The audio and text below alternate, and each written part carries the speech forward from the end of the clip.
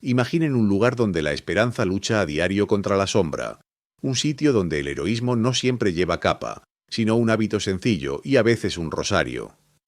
Ese lugar es Ecatepec, en el Estado de México, una urbe inmensa, vibrante y compleja, donde la fe se aferra con fuerza a cada rincón, a cada callejón. Ahora piensen en dos mujeres, dos monjas, cuya vida parece dedicada a la oración, a la caridad, al servicio humilde. Y en el otro extremo de este espectro, imaginen al Cártel Jalisco Nueva Generación, el CJNG, una de las organizaciones criminales más despiadadas y temidas de México, con una presencia aterradora y una violencia que no conoce límites. ¿Qué podrían tener en común estos mundos tan dispares? La respuesta, sorprendente e increíble, es mucho más de lo que cualquier mente cuerda podría concebir. Hace algunos años, en los barrios más vulnerables de Ecatepec, comenzó a circular un rumor. Al principio fue un murmullo, una historia contada en voz baja en las tienditas, en las bancas de los parques, en las cocinas de los hogares. Se decía que 11 sicarios del CJNG, 11 hombres que habían sembrado el terror con sus extorsiones, sus amenazas y su violencia desmedida, habían desaparecido. Uno por uno. No fue una desaparición masiva, sino una serie de ausencias individuales, misteriosas y para muchos inexplicables. Lo más extraño de todo es que nadie los había visto irse. No hubo balazos que alertaran a los vecinos, ni coches quemados, ni cuerpos abandonados en la cuneta, ni sangre en el pavimento. Solo el silencio. Un silencio que en Ecatepec solía ser más aterrador que el estruendo de una baláfara. La gente, acostumbrada a lo inexplicable en un entorno tan hostil, empezó a tejer sus propias teorías. Algunos hablaban de fantasmas, de almas en pena que venían a cobrar viejas deudas. Otros murmuraban sobre la mala suerte, sobre alguna maldición ancestral que había caído sobre esos hombres. Los más pragmáticos, aunque igual de desconcertados, sugerían que tal vez se trataba de algún grupo rival, uno que operaba con una eficacia y un sigilo nunca antes vistos.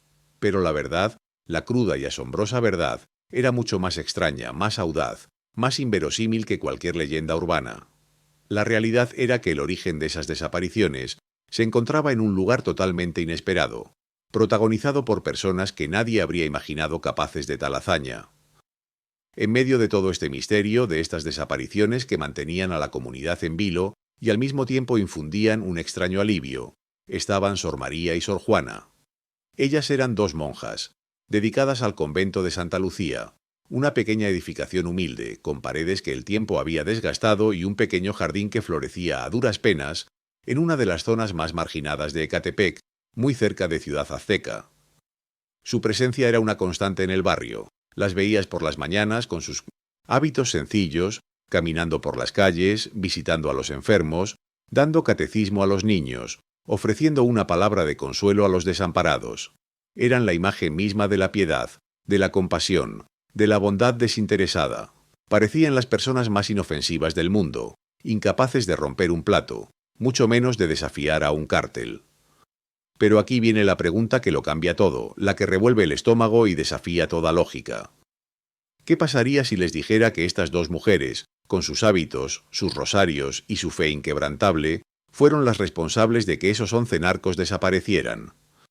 ¿Qué harían si les contara que ellas y solo ellas lograron lo que ninguna fuerza policial, ningún ejército, ningún grupo de autodefensa pudo? Y lo más impactante, lo hicieron sin usar ni una sola arma, sin disparar una bala, sin derramar una gota de sangre.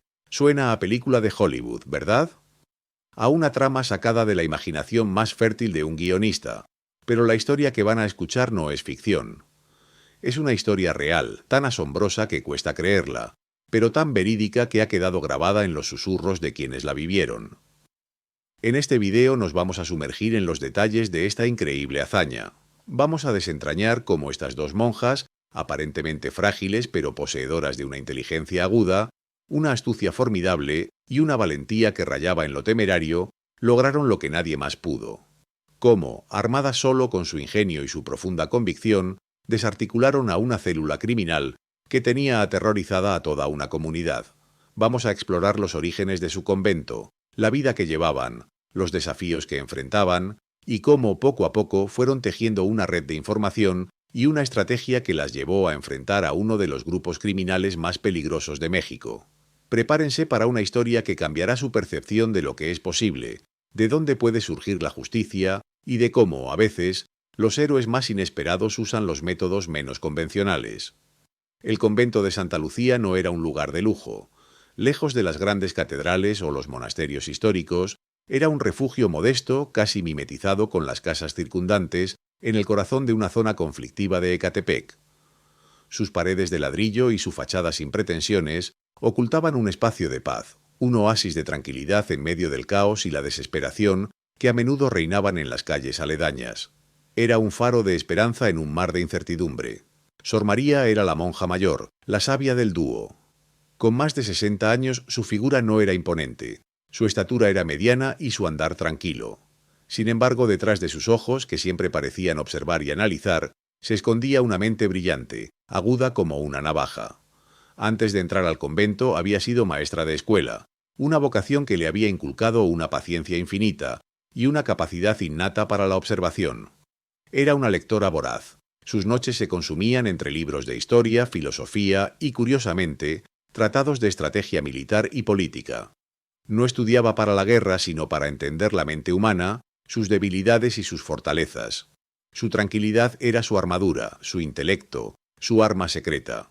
Sor Juana, por su parte, era la fuerza impulsora, la acción personificada.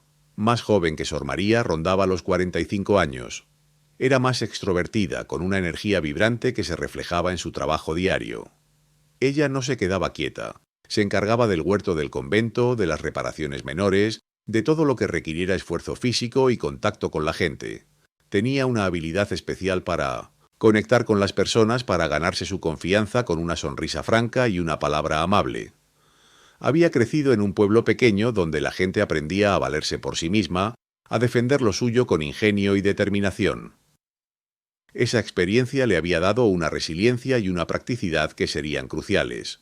La vida cotidiana en Ecatepec para la gente común era una lucha constante. Las extorsiones a los pequeños negocios eran el pan de cada día. El miedo era un compañero constante, una sombra que se cernía sobre cada familia. La presencia del crimen organizado no era una noticia lejana en la televisión, sino una realidad palpable que se sentía en la mirada vigilante de los halcones en las esquinas, en los vehículos sospechosos que patrullaban las calles, en las amenazas veladas que llegaban a los comerciantes.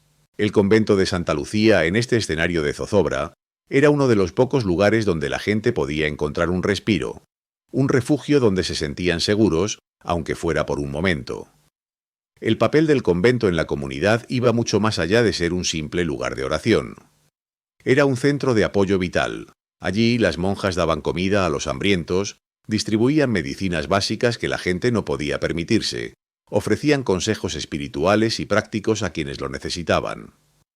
Era un punto de referencia, un ancla en la tormenta para los vecinos que no tenían a dónde ir, que no encontraban ayuda en las autoridades o en sus propias redes de apoyo.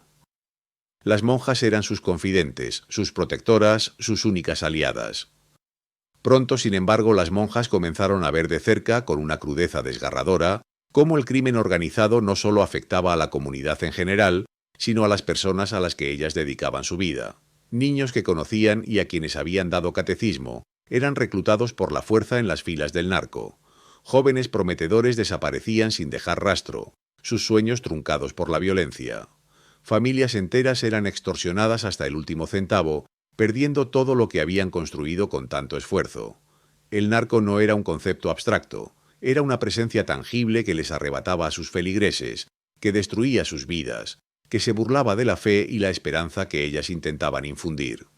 No era algo lejano, era su día a día. Al principio, ante tanta impotencia, lo único que podían hacer era consolar a las víctimas, ofrecerles un hombro para llorar, una oración para la paz. Pero la frustración crecía en sus corazones. Se sentían impotentes, limitadas por sus votos, por su rol, por la inacción o la complicidad de la policía, que a menudo parecía mirar hacia otro lado. Ver cómo la oscuridad avanzaba sin freno, cómo la vida de su comunidad se desmoronaba ante sus ojos, era un tormento. Sabían que tenían que hacer algo más, mucho más. La oración era poderosa, sí, pero la situación requería una acción diferente, una intervención que trascendiera las fronteras de lo espiritual, para adentrarse en el terreno de lo terrenal, de lo peligroso, de lo que nadie más se atrevía a hacer. Las hermanas del convento de Santa Lucía, a pesar de su profunda fe y su dedicación a la comunidad, no podían ignorar la creciente desesperación que las rodeaba.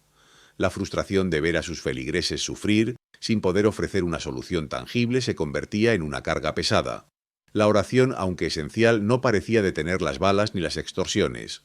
Un día, sin embargo, un evento en particular actuó como el punto de quiebre, el detonante que las impulsaría a una acción que jamás habrían imaginado. Fue la desaparición de Miguel, un joven al que ambas monjas habían visto crecer. Miguel no era un delincuente, era un muchacho trabajador con sueños sencillos de sacar adelante a su familia. Ayudaba en el convento, cargando víveres, reparando pequeñas averías, siempre con una sonrisa. Una tarde simplemente no regresó a casa. Su madre, destrozada, acudió al convento, implorando ayuda, pero las monjas sabían que sin un cuerpo, sin pistas, la policía no haría nada. La extorsión a la familia de Miguel había sido la gota que derramó el vaso. Habían pagado, habían suplicado y aún así su hijo había desaparecido. Ese día Sor María y Sor Juana tuvieron una conversación que cambiaría el curso de sus vidas y el destino de su comunidad. Se sentaron en el pequeño patio del convento, bajo la sombra de un viejo árbol de aguacate. El silencio era denso, solo interrumpido por el canto lejano de algún pájaro. Sor María, con su habitual calma, rompió el hielo. «Hermana Juana», dijo, su voz apenas un susurro, «ya no podemos seguir así. La oración es el camino a Dios, pero la gente de Ecatepec necesita más que oraciones en este momento. Necesita justicia, necesita paz, necesita que alguien haga algo». Sor Juana asintió, sus ojos llenos de una determinación que Sor María rara vez había visto. «Lo sé, hermana. Ver a la madre de Miguel me rompe el alma. La policía no hace nada. Los obispos nos dicen que tengamos fe, pero la fe no traerá de vuelta a Miguel». Fue en ese momento que ambas se dieron cuenta de que la caridad y la piedad, aunque nobles, no eran suficientes para detener el daño implacable que el narco estaba causando. Decidieron que necesitaban una estrategia diferente, una que fuera más allá de los límites de su vocación tradicional. Sor María, con su mente analítica, asumió la tarea de estudiar al enemigo. Su primera acción fue empezar a preguntar discretamente a la gente del barrio. No lo hacía de forma directa, sino aprovechando sus visitas pastorales, sus rondas para llevar ayuda a los enfermos o a los ancianos. Mientras ofrecía consuelo o entregaba medicinas, escuchaba. Escuchaba los murmullos, los chismes, las quejas veladas, observaba los movimientos de los narcos en la zona, aprendía sus rutinas, a qué hora pasaban sus vehículos, dónde se reunían, quiénes eran los cabecillas locales, cuáles eran sus vicios, sus debilidades. Utilizaba la excusa de las visitas pastorales para moverse por el barrio, para estar en los lugares claves sin levantar sospechas. Nadie desconfiaría de una monja.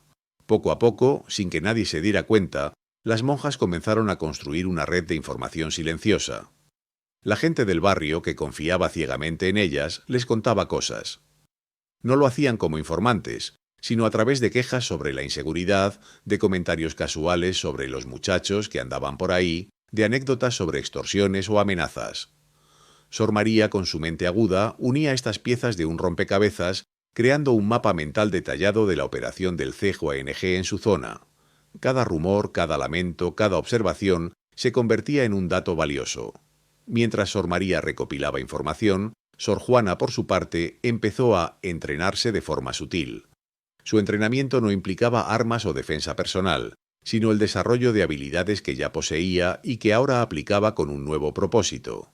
Aprendió a moverse por el barrio sin llamar la atención, a observar los detalles más pequeños. Un cambio de matrícula en un coche, un nuevo rostro en una esquina, un código en un grafiti. Sus paseos por el huerto y sus visitas a las casas de los vecinos le daban pretextos perfectos para estar en la calle, para ver y escuchar. Desarrolló una memoria fotográfica para los rostros y los vehículos.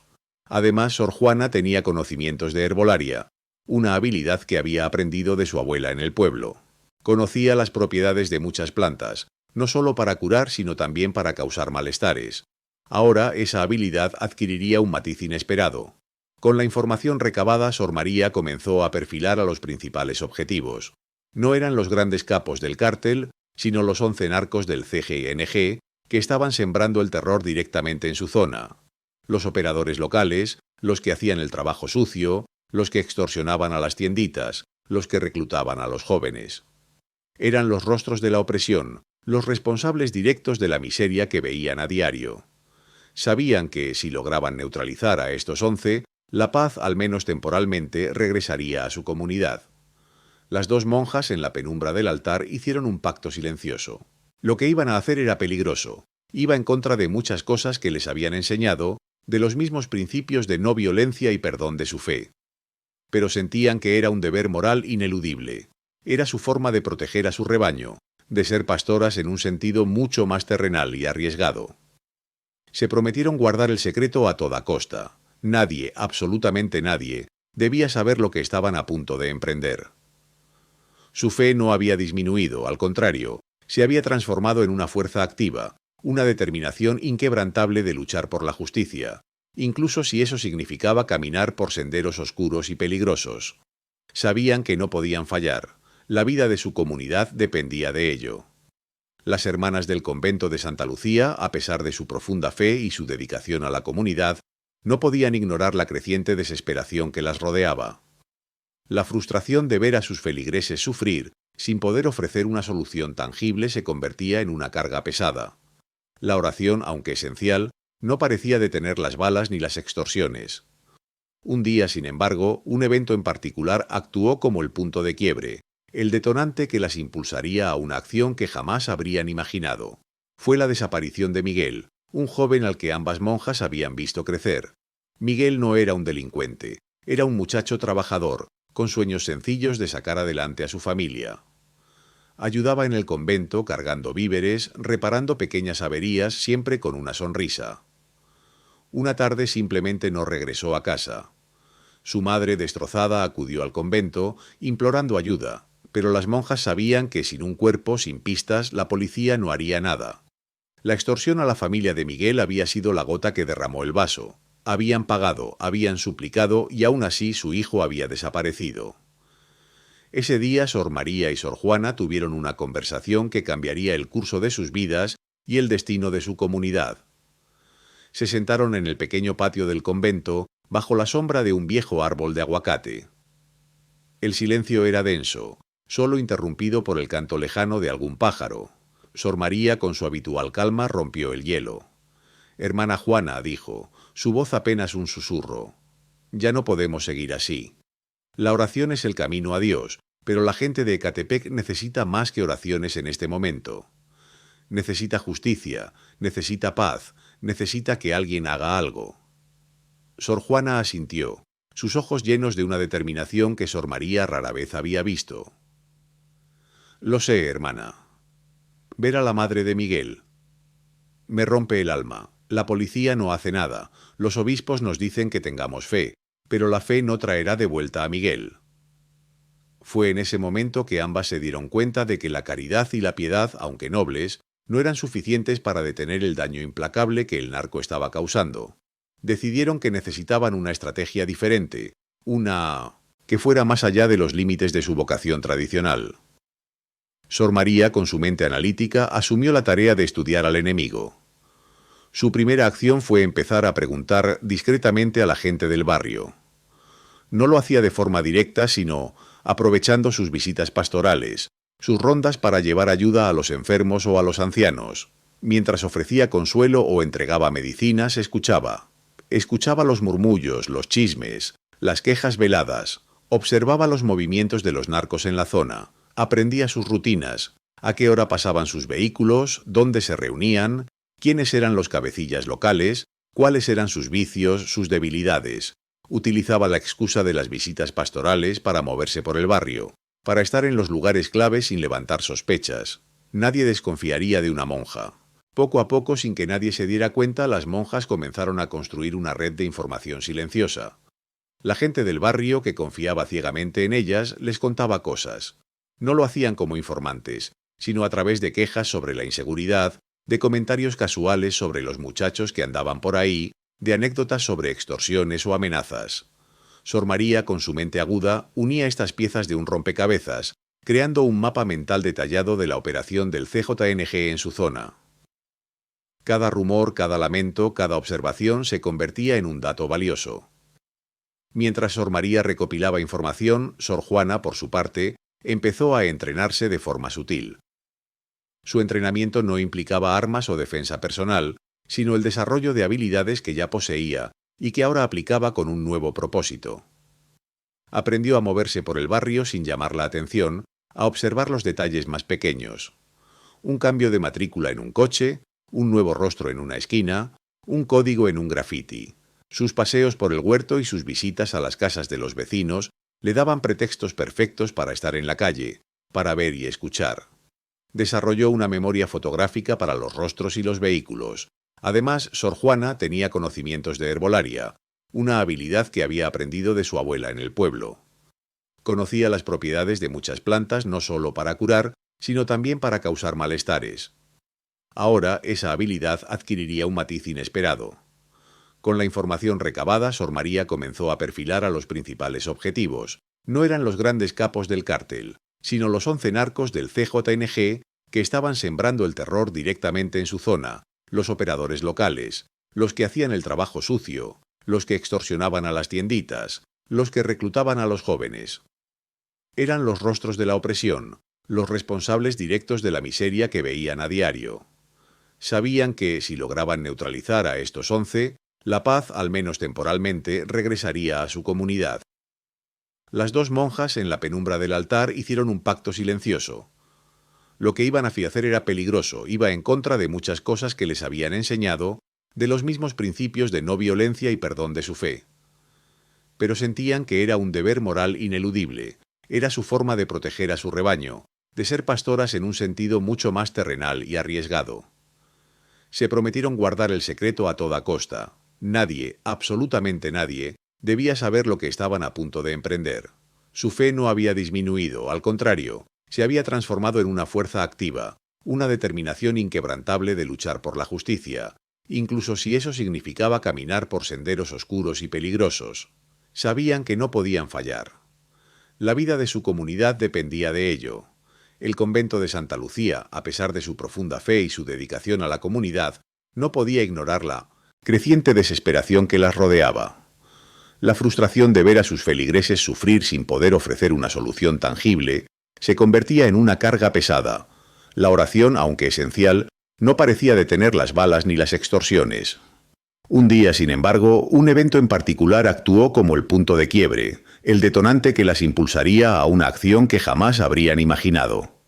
Fue la desaparición de Miguel, un joven al que ambas monjas habían visto crecer. Miguel no era un delincuente, era un muchacho trabajador con sueños sencillos de sacar adelante a su familia. Ayudaba en el convento, cargando víveres, reparando pequeñas averías, siempre con una sonrisa. Una tarde simplemente no regresó a casa. Su madre, destrozada, acudió al convento, implorando ayuda, pero las monjas sabían que, sin un cuerpo, sin pistas, la policía no haría nada. La extorsión a la familia de Miguel había sido la gota que derramó el vaso. Habían pagado, habían suplicado y aún así su hijo había desaparecido. Ese día, Sor María y Sor Juana tuvieron una conversación que cambiaría el curso de sus vidas y el destino de su comunidad. Se sentaron en el pequeño patio del convento bajo la sombra de un viejo árbol de aguacate. El silencio era denso, solo interrumpido por el canto lejano de algún pájaro. Sor María, con su habitual calma, rompió el hielo. «Hermana Juana», dijo, su voz apenas un susurro. «Ya no podemos seguir así. La oración es el camino a Dios, pero la gente de Catepec necesita más que oraciones en este momento. Necesita justicia, necesita paz, necesita que alguien haga algo».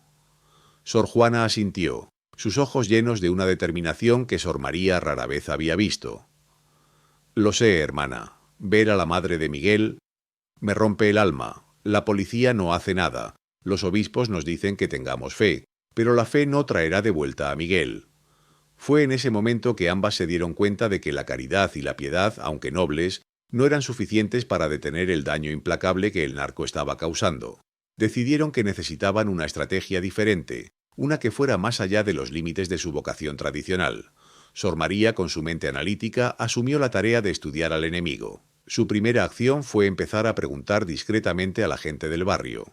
No lo hacía de forma directa, sino aprovechando sus visitas pastorales, sus rondas para llevar ayuda a los enfermos o a los ancianos. Mientras ofrecía consuelo o entregaba medicinas, escuchaba. Escuchaba los murmullos, los chismes, las quejas veladas. Observaba los movimientos de los narcos en la zona. Aprendía sus rutinas, a qué hora pasaban sus vehículos, dónde se reunían, quiénes eran los cabecillas locales, cuáles eran sus vicios, sus debilidades. Utilizaba la excusa de las visitas pastorales para moverse por el barrio, para estar en los lugares clave sin levantar sospechas. Nadie desconfiaría de una monja. Poco a poco, sin que nadie se diera cuenta, las monjas comenzaron a construir una red de información silenciosa. La gente del barrio, que confiaba ciegamente en ellas, les contaba cosas.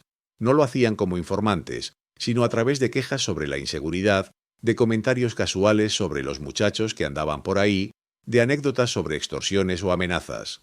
Sor María, con su mente aguda, unía estas piezas de un rompecabezas, creando un mapa mental detallado de la operación del CJNG en su zona. Cada rumor, cada lamento, cada observación se convertía en un dato valioso. Mientras Sor María recopilaba información, Sor Juana, por su parte, empezó a entrenarse de forma sutil. Su entrenamiento no implicaba armas o defensa personal, sino el desarrollo de habilidades que ya poseía y que ahora aplicaba con un nuevo propósito. Aprendió Mintos Tomiramio, moverse por el barrio sin llamar la atención, a observar los detalles más pequeños. Un cambio de matrícula en un coche, un nuevo rostro en una esquina, un código en un grafiti. Sus paseos por el huerto y sus visitas a las casas de los vecinos le daban pretextos perfectos para estar en la calle, para ver y escuchar. Desarrolló una memoria fotográfica para los rostros y los vehículos. Además, Sor Juana tenía conocimientos de herbolaria, una habilidad que había aprendido de su abuela en el pueblo.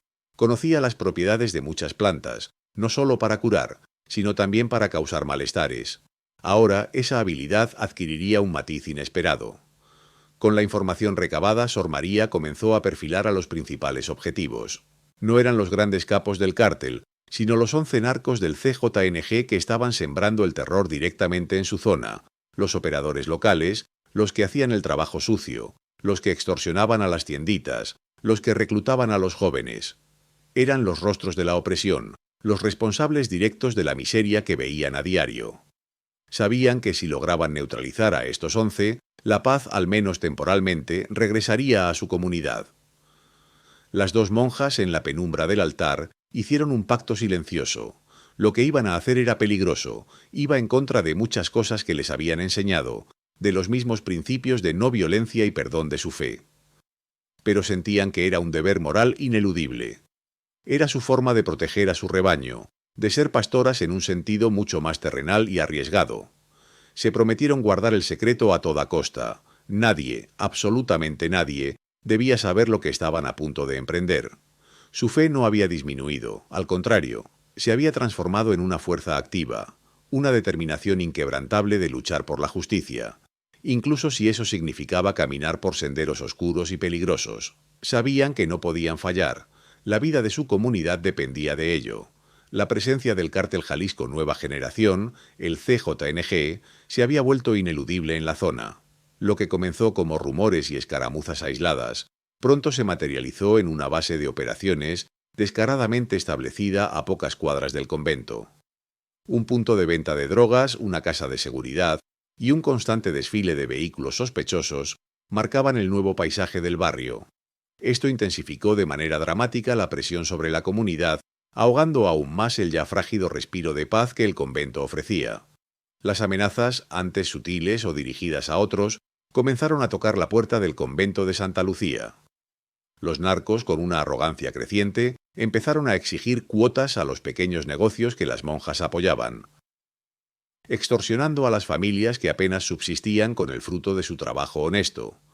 Hubo un incidente particularmente perturbador cuando dos jóvenes armados intentaron intimidar al convento, exigiendo protección a cambio de no molestar a las hermanas. Sor María y Sor Juana los enfrentaron con una calma sorprendente, escudándose en su fe y en la aparente inocencia de su labor, logrando que se retiraran, pero el mensaje había sido claro. Nadie estaba a salvo. La violencia no tardó en escalar. Los rumores de desapariciones se convirtieron en hechos confirmados. Los asaltos en la calle Sempuldovy se multiplicaron y los asesinatos, antes esporádicos, ahora se sucedían con una frecuencia alarmante. La desesperación de la gente alcanzó un punto límite. Las monjas veían cómo la fe y la esperanza que tanto se esforzaban por mantener vivas en sus feligreses se apagaban día a día.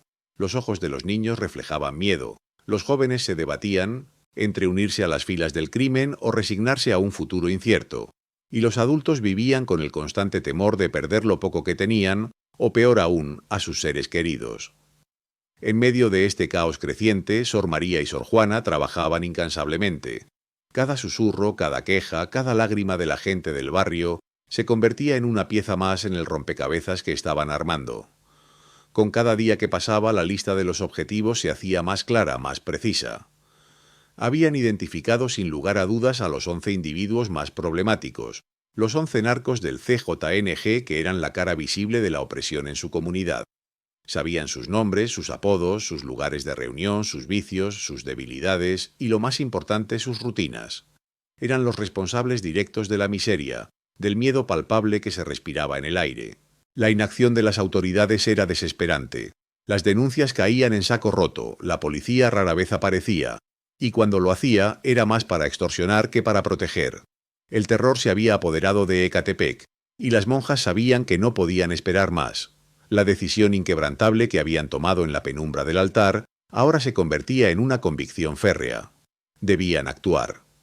Su plan, sin embargo, no era la violencia directa ni la confrontación abierta, sino algo mucho más sutil, más elaborado, y a su manera más efectivo. Los preparativos finales se llevaron a cabo con la discreción y la meticulosidad de un cirujano.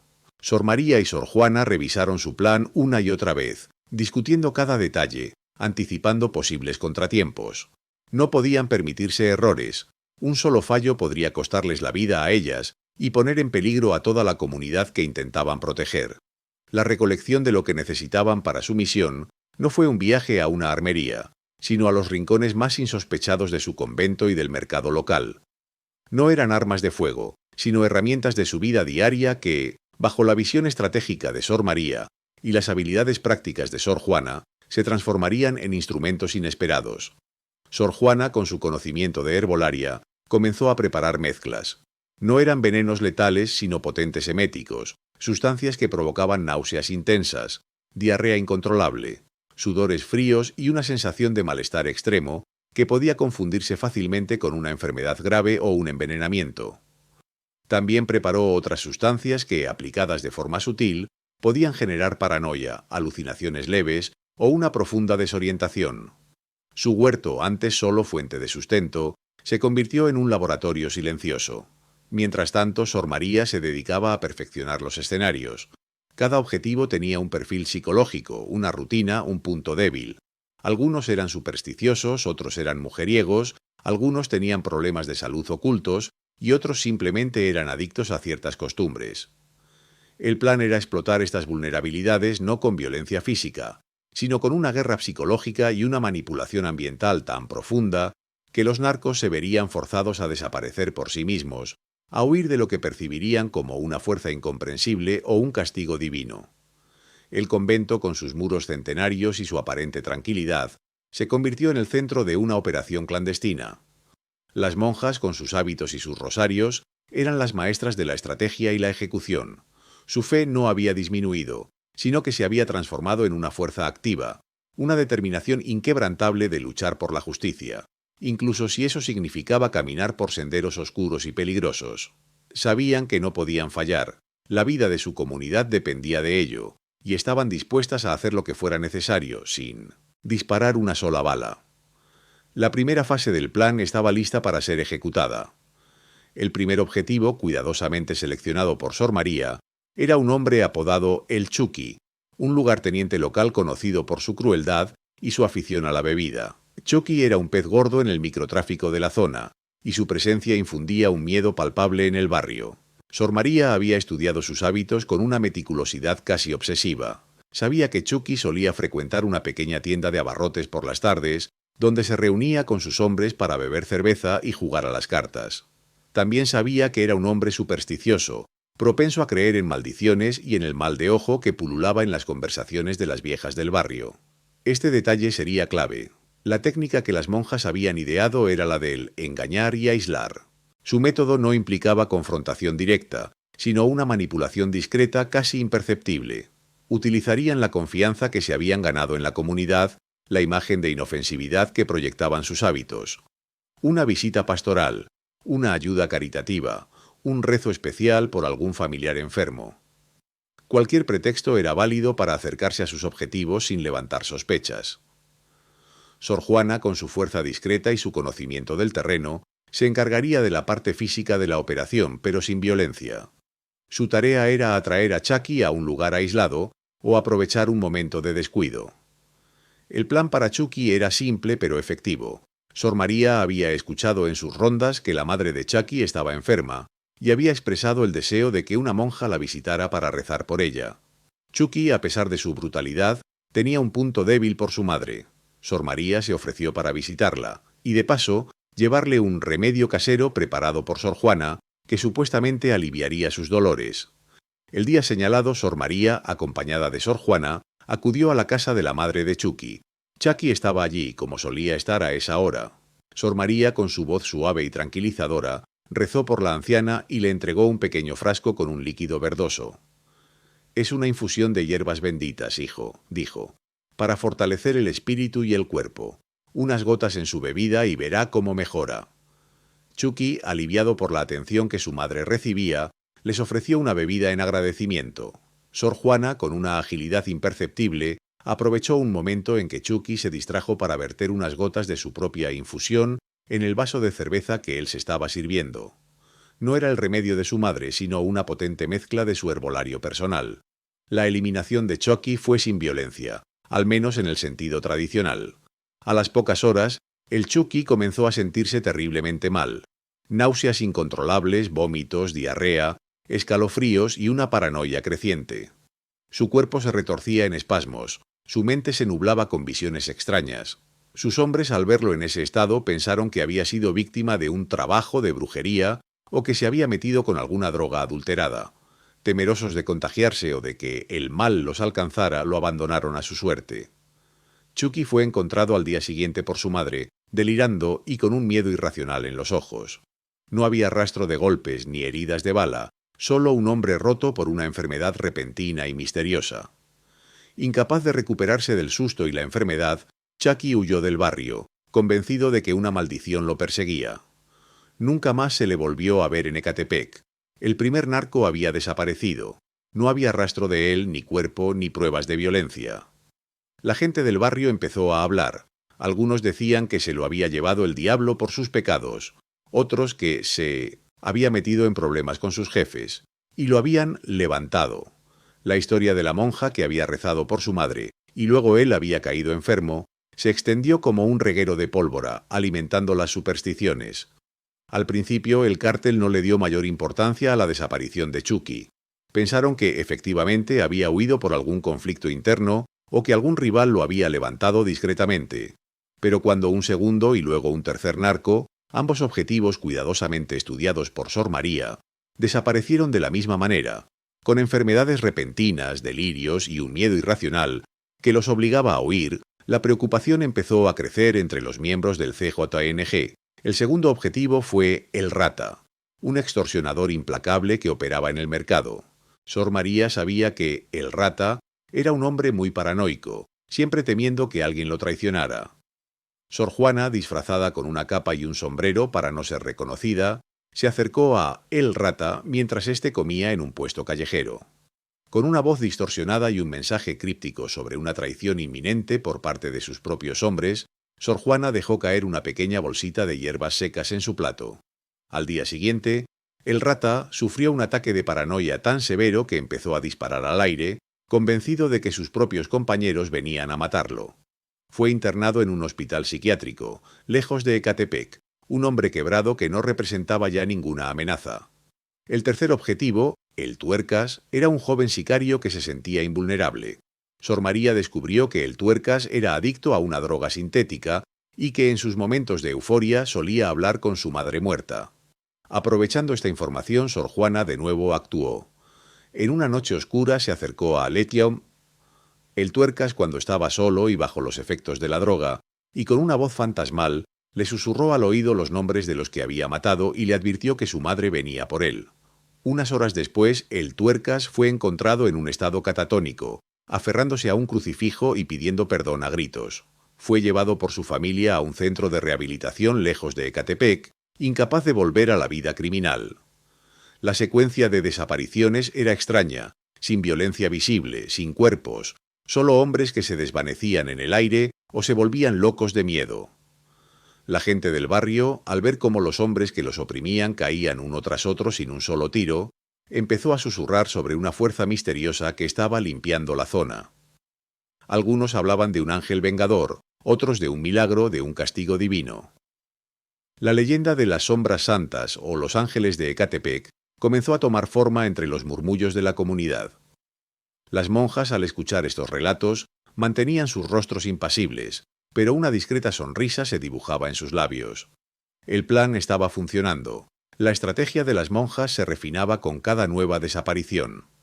Cada objetivo alcanzado no solo eliminaba una amenaza, sino que también proporcionaba valiosas lecciones y ajustaba los métodos de Sor María y Sor Juana. Se volvían más audaces en su ejecución y más eficientes en el uso de sus recursos, que no eran otros que la inteligencia, la observación y la manipulación sutil de las creencias y los miedos de sus objetivos.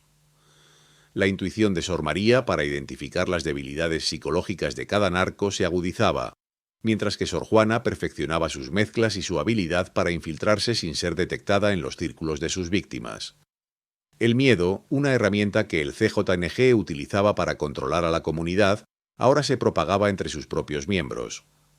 Los narcos, restantes del grupo local, comenzaron a sentir un pánico creciente. No entendían qué estaba pasando. La ausencia de violencia explícita, la naturaleza misteriosa de las enfermedades y los delirios que afectaban a sus compañeros los sumía en una incertidumbre paralizante. Empezaron a desconfiar entre ellos, sospechando que las desapariciones eran obra de traiciones internas o de un ajuste de cuentas de sus propios superiores que los estaban limpiando de alguna manera inexplicable. Las reuniones se volvieron tensas, las miradas furtivas, y la cohesión del grupo se desmoronaba lentamente. Las monjas, a través de sus interacciones diarias en el barrio, reforzaban sutilmente la idea de que había algo sobrenatural o una maldición que los estaba atacando. En sus visitas a los enfermos, en sus charlas con las mujeres del mercado, en sus sermones improvisados, Sor María y Sor Juana tejían una narrativa. Hablaban de malas energías que se cernían sobre aquellos que causaban daño, de pecados que se pagaban en vida, de la mano de Dios, que intervenía cuando la justicia humana fallaba. Estos comentarios aparentemente inocentes calaban hondo en la mentalidad supersticiosa de la gente y por ende de los propios narcos, muchos de los cuales, a pesar de su brutalidad, creían firmemente en fuerzas esotéricas y castigos divinos. En algunos casos, la estrategia de las monjas incluía una forma de confesión y arrepentimiento forzado. Aprovechando el temor que ya sentían los narcos por las misteriosas desapariciones, Sor María se acercaba a ellos con la excusa de ofrecerles consejo espiritual o bendiciones para alejar el mal. En estas interacciones les advertía con una voz cargada de gravedad que debían cambiar de vida y arrepentirse de sus pecados si no querían enfrentar las consecuencias divinas que habían caído sobre sus compañeros. Estas palabras, sumadas a los eventos extraños que ya estaban ocurriendo, sembraban una semilla de terror que, en varios casos, los llevaba a huir despavoridos de Ecatepec, convencidos de que estaban siendo perseguidos por fuerzas más allá de su comprensión. Uno por uno, los 11 narcos fueron eliminados del panorama. Algunos huyeron dejando todo atrás, aterrorizados y sin mirar atrás.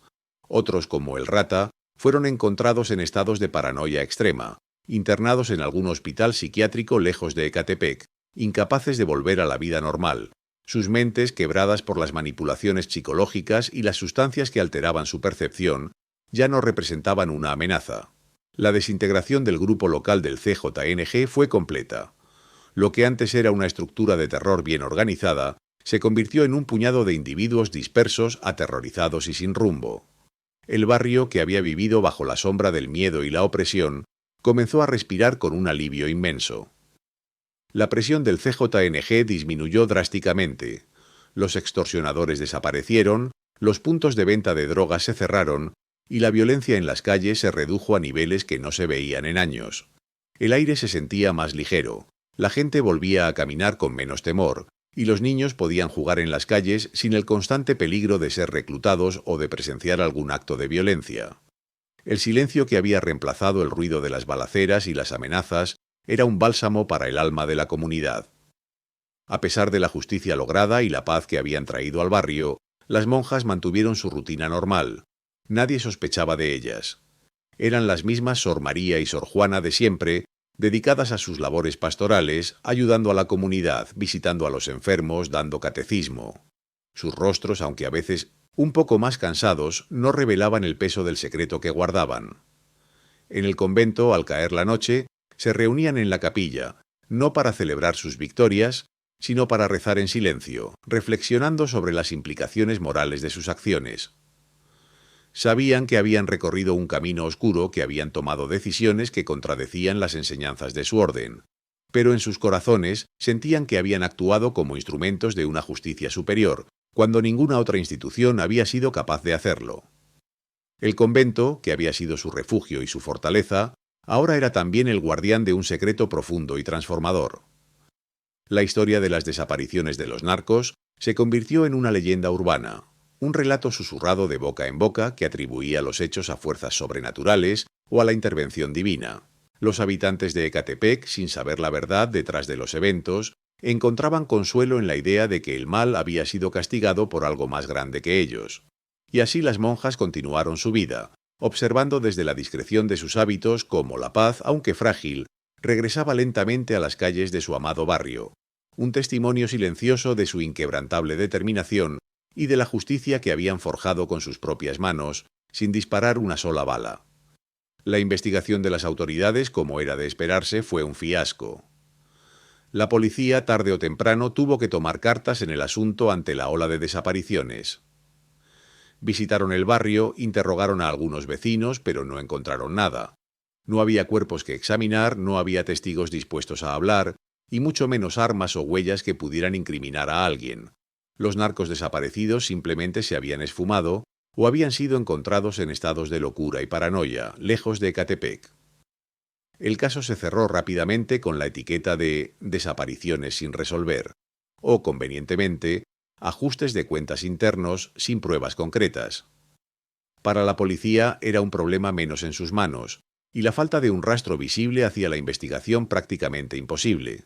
Algún medio local, quizás un pequeño periódico de barrio o un blog, se atrevió a sacar la noticia de las misteriosas desapariciones. Hablaban de la extraña plaga que asola a los criminales de Ecatepec o de la mano invisible que limpia el barrio. Sin embargo, sin evidencia concreta, las historias se quedaban en el ámbito de la especulación y el sensacionalismo, alimentando la leyenda urbana que ya circulaba entre los vecinos, pero sin llegar a ninguna conclusión tangible. La prensa, al igual que las autoridades, no pudo penetrar el velo de misterio que rodeaba a Sor María y Sor Juana. Mientras tanto, en el convento de Santa Lucía la calma había regresado. La relativa normalidad se asentó en la vida de las monjas. Continuaron con su labor diaria, el huerto de Sor Juana florecía, y las clases de catecismo de Sor María seguían llenas de niños. Pero ahora había una satisfacción interna, un sosiego que no venía solo de la fe, sino de la certeza de haber cumplido una misión vital para su comunidad. La paz que se respiraba en el aire del barrio era el testimonio silencioso de su intervención. Años después, cuando el recuerdo de aquellos eventos se había convertido en un eco lejano y la presencia del crimen organizado, aunque nunca erradicada por completo, se mantenía a raya en esa zona específica, Sor María y Sor Juana tuvieron una conversación íntima. Fue una tarde tranquila, sentadas en el pequeño patio del convento, bajo la sombra de un viejo árbol de jacarandá. Sor María, ya con el cabello completamente blanco y la piel surcada por el tiempo, miró a Sor Juana, quien, aunque más joven, también mostraba las marcas de una miembozminda foluitumpiu, vida de servicio y, quizás, de un secreto bien guardado. «Juana», dijo Sor María con una voz apenas un susurro, «llegó el momento de que nuestra historia se cuente, aunque sea solo entre nosotras». Sor Juana asintió, sus ojos reflejando una mezcla de melancolía y determinación. Fue entonces cuando Sor María, con una lucidez asombrosa, comenzó a describir el método detalladamente. No fue magia ni milagros divinos en el sentido tradicional. Fue una combinación de elementos cuidadosamente orquestados. Primero, la postiromire, inteligencia y observación. Fue fundamental. Sor María había pasado años estudiando no solo las rutinas de los narcos, sino sus debilidades, sus vicios, sus miedos más profundos. Recordó cómo había notado la superstición de El Chucky o la paranoia de El Rata o la adicción de El Tuercas. Cada detalle, por insignificante que pareciera, se convirtió en una pieza clave de su estrategia. Ella era la estratega maestra, el cerebro detrás de cada operación. Segundo, la manipulación psicológica. Fue su arma más potente. No necesitaban balas cuando podían sembrar el terror y la desconfianza en la mente de sus objetivos. Creamos situaciones, explicó Sor María, que hacían que los narcos creyeran que estaban siendo castigados por fuerzas sobrenaturales, por el diablo o por la mano de Dios.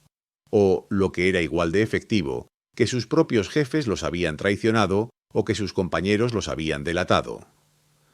El miedo a lo desconocido, a la traición interna, era un veneno mucho más letal que cualquier proyectil. Tercero, las famosas sustancias naturales. Jugaron un papel crucial. Sor Juana, con su profundo conocimiento de herbolaria, había preparado mezclas no letales, pero extremadamente potentes. No buscábamos matarlos, Juana, recordó Sor María, sino quebrarlos, hacerlos huir. Las náuseas, los vómitos incontrolables, los delirios, la paranoia extrema, todo eso simulaba enfermedades o envenenamientos mágicos que los hacían creer que estaban siendo víctimas de un trabajo o de una maldición. Estas sustancias eran el complemento perfecto para la manipulación psicológica, dando una base física a los terrores que las monjas sembraban en sus mentes. Cuarto, el OU. Aislamiento y la desinformación. Las monjas se aseguraban de que cada objetivo fuera eliminado en circunstancias que los aislaban de sus protectores y sembraban la desconfianza entre los que quedaban. Creaban escenarios donde los narcos se sentían vulnerables, expuestos, sin nadie en quien confiar. La información cuidadosamente filtrada, los rumores susurrados, todo contribuía a que el grupo se desmoronara desde adentro. Y finalmente, la Shu, fe como arma. No era solo la fe de ellas, sino la fe y la superstición de la gente y de los propios narcos. Ellos, a pesar de su brutalidad, creían en el bien y el mal, en el castigo divino. Usamos esa creencia contra ellos, afirmó Sor María. La imagen de las monjas, símbolos de pureza y de la Iglesia, amplificaba el impacto de sus acciones. ¿Quién podría sospechar de dos siervas de Dios? ¿Por qué lo hicimos, Juana?, preguntó Sor María, más como una afirmación que como una pregunta. No fue por venganza personal, fue para proteger a nuestra comunidad cuando nadie más lo hacía. La policía estaba comprada, el gobierno ausente, la gente vivía aterrorizada. Los ojos de Sor María se humedecieron. Sentimos que era un mal menor para un bien mayor, una elección terrible pero necesaria. Sor Juana tomó la mano de Sor María. Vivimos con ese secreto, Sor María. No fue fácil. Algunas noches el peso de lo que hicimos era insoportable, pero cada mañana, al ver a los niños jugar en paz, al ver a la gente caminar sin miedo, sabíamos que habíamos hecho lo correcto. El peso de Mio no Tostento, sus acciones era innegable. Habían cruzado una línea moral que pocas personas se atreverían a cruzar. Habían usado el engaño, la manipulación y la superstición para lograr sus fines. Pero, ¿era eso intrínsecamente malo si el resultado final era la liberación de un pueblo oprimido? ¿Podía la fe justificar tales métodos? La conversación terminó con una reflexión silenciosa sobre la ambigüedad moral de sus actos. Habían traído paz, sí, pero a un costo que solo ellas dos, y quizás un poder superior, conocían realmente.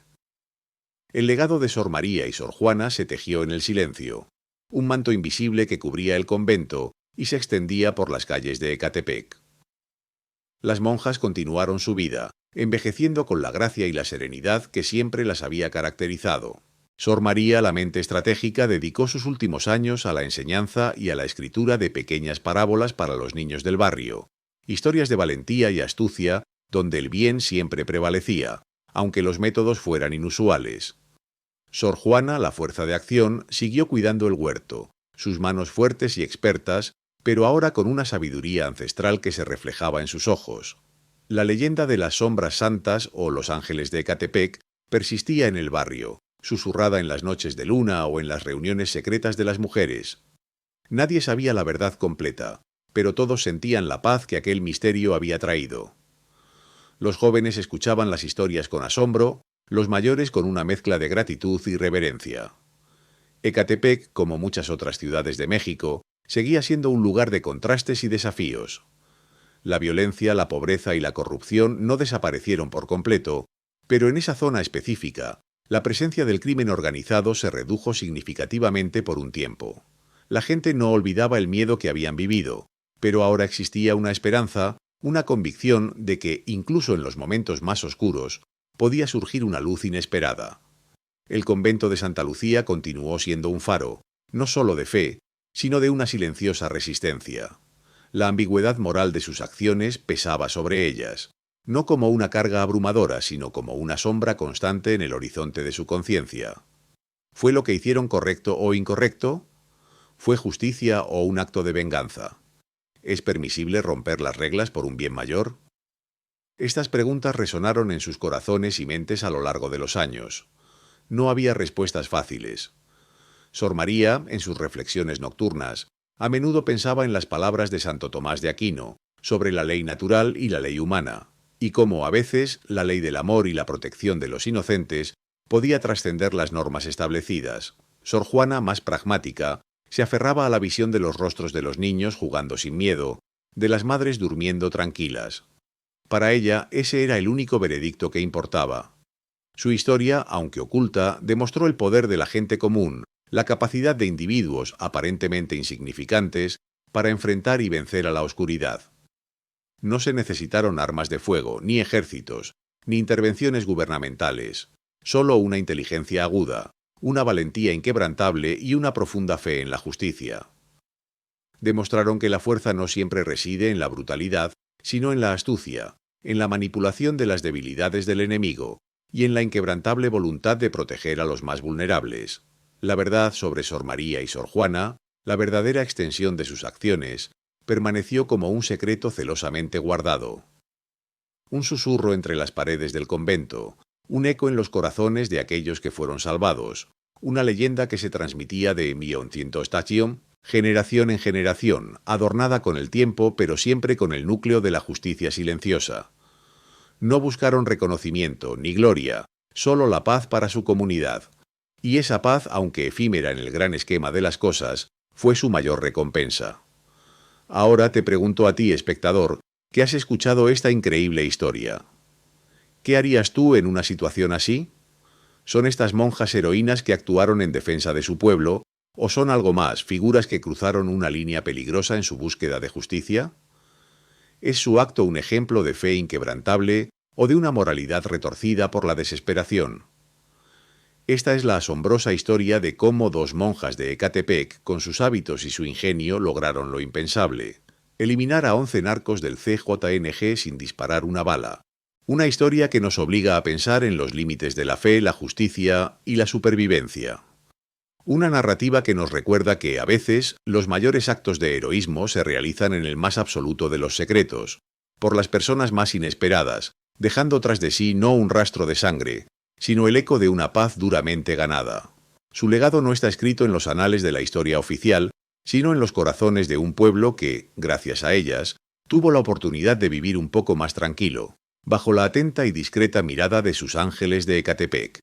Y así, en el crepúsculo de sus vidas, Sor María y Sor Juana encontraron la paz, sabiendo que habían cumplido con su deber, no solo ante Dios, sino ante la comunidad que tanto amaban. Su secreto se fue con ellas, pero la libertad que forjaron perduró, un testamento silencioso a su audacia y su inquebrantable espíritu.